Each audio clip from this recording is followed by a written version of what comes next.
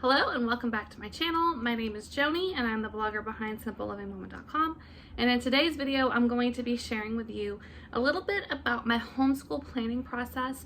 I'm going to show you guys what I've done with my homeschool planner, as well as how I have my kids binders and checklists set up. So last year I showed you guys my kids binder system to get them to work independently, and I also showed you guys my planner. Not a lot has changed this year. I did do one update with my kids checklist, and I'll show you that here in just a second. So let's get started.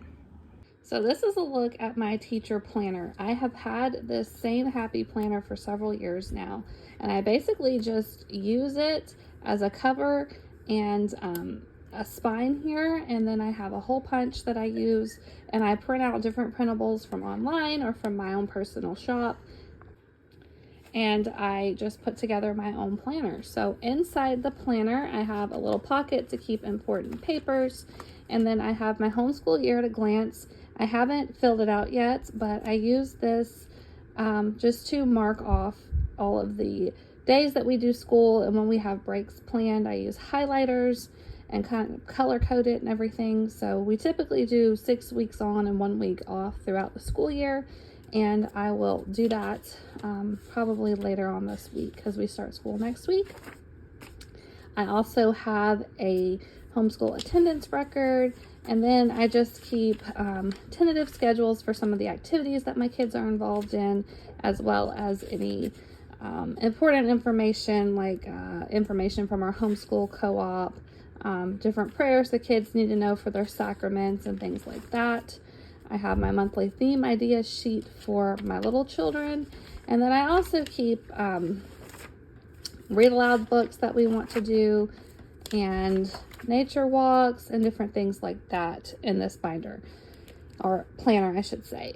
Another thing that I do here in the very front, I print off what we are planning to do as far as our curriculum. So this is sort of like my master list of what we do every week, my master schedule. And I have all of my kids divided with these cute little bookmarks here. And I basically just will go through, this one needs to be put back in. I will basically just go through and mark off, okay, these are the days that I want to do each of these subjects. So this just helps me keep track of everything that I need to do throughout the week for each of my kids. As far as the monthly spread goes, basically I'm just going to print out a one-page calendar and sort of hold it on here with washi tape so it's over this, and that way I can have a quick glance at the calendar for the month. And then I have our weekly schedule. This is where I can write down different things that I'm wanting to do during the day, things that I don't want to forget. I can make little notes, I can write an important quote or something like that. So that is basically how I am planning this school year. Now I'm going to talk a little bit about my kids binders. So these binders are for my 5th grader, my 7th grader, and my 9th grader.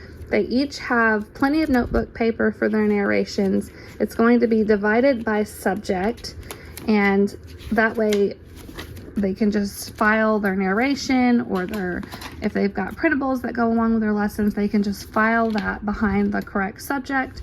Now here is their study procedures list.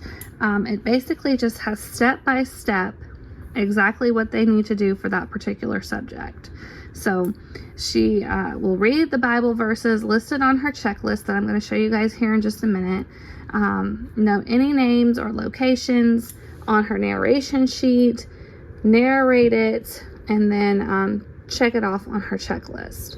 And I've done this for every subject, so that way she can get an idea of, what she needs to be doing for each subject. Very, very simple. Last year, I tried to do a checklist by creating a checklist for each subject for the term. And I found that the kids were not really looking at those checklists, and they weren't going back and checking off when they finished anything, and they weren't getting stuff done. So what I decided to do was each Sunday, I'm going to sit down and I'm going to just take like a blank composition notebook, and I'm going to write out their assignments for the week. Now, I still need to go in and fill in, you know, what he needs to do for these because these are online courses, but I'm trying to make it as specific as possible, as simple as possible, so they can see exactly, okay, here's Monday, here is exactly the work that I need to do today. Here's Wednesday, here is exactly the work that I need to do today, and just try to make it very simple for them.